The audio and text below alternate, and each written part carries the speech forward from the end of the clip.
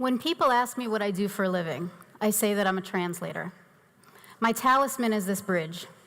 A mechanical engineer made it for me when we were working together on a talk, and we had what could be described as a little argument during the prep. He wound up saying something like, well, when you do that PowerPoint presentation, can you make some islands and some bridges that attach? And I said, in a moment I'm not particularly proud of, well, you're the engineer, can't you build a bridge? And he did. And this was about 15 years ago when 3D printing was a pretty big deal. I mean, graduate students had to not work in the lab so he could make this for me. And I've kept it on my desk ever since because it reminds me of two things. One, it is essential in order to have true student success for academic and student affairs to work together and to build bridges.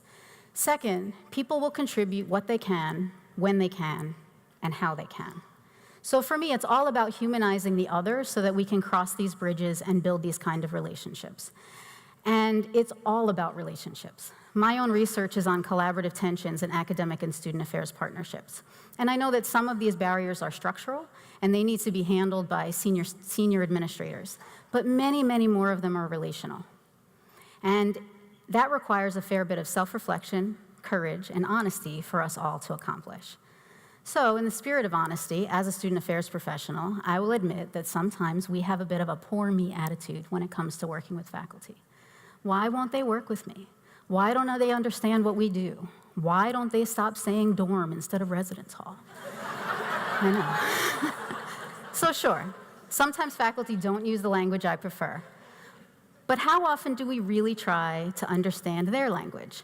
And so when my staff starts grumbling, I have been known to say, when is the last time you went to a mind and brain lecture sponsored by the provost's office?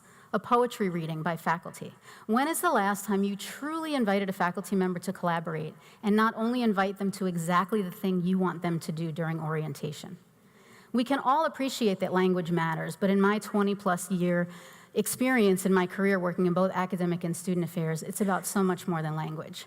The divides are cultural and the divides are cognitive.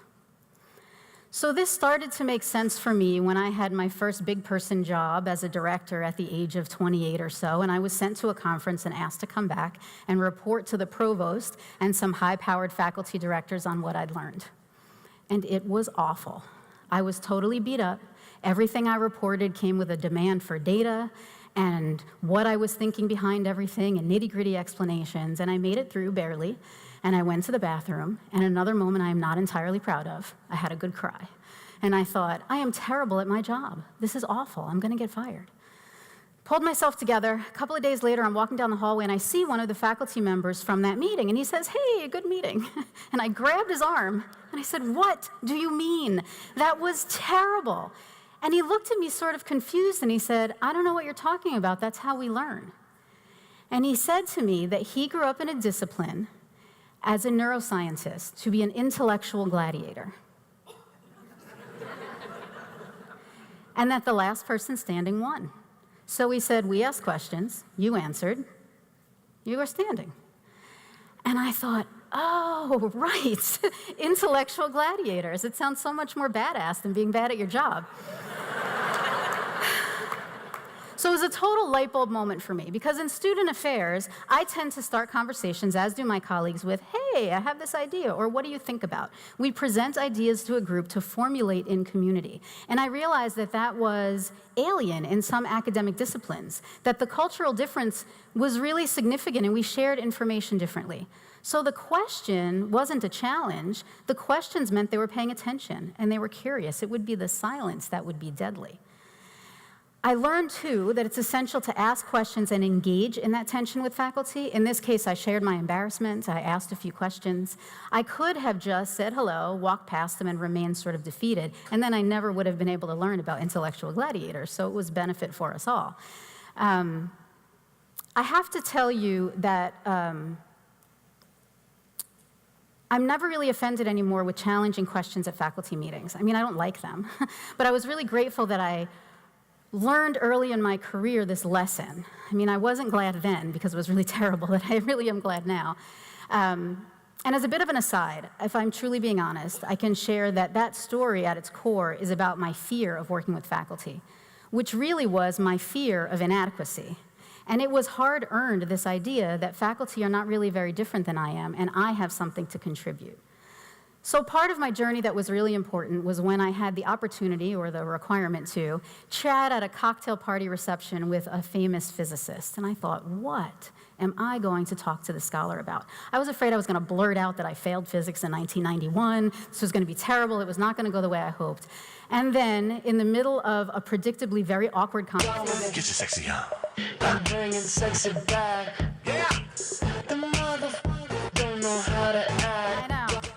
I looked about how you look right now. So out of his coat pocket, comes Justin Timberlake's Sexy Back at full volume.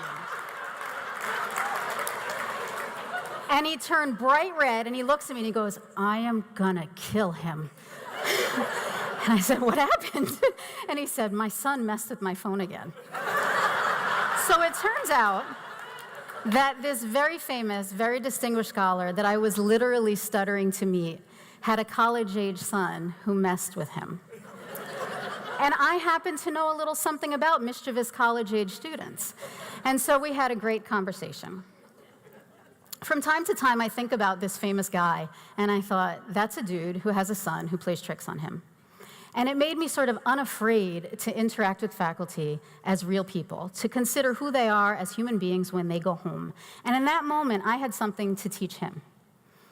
And so I also think about other experiences that have taught me to think about how faculty are at work. And maybe it's better to say why they are how they are at work.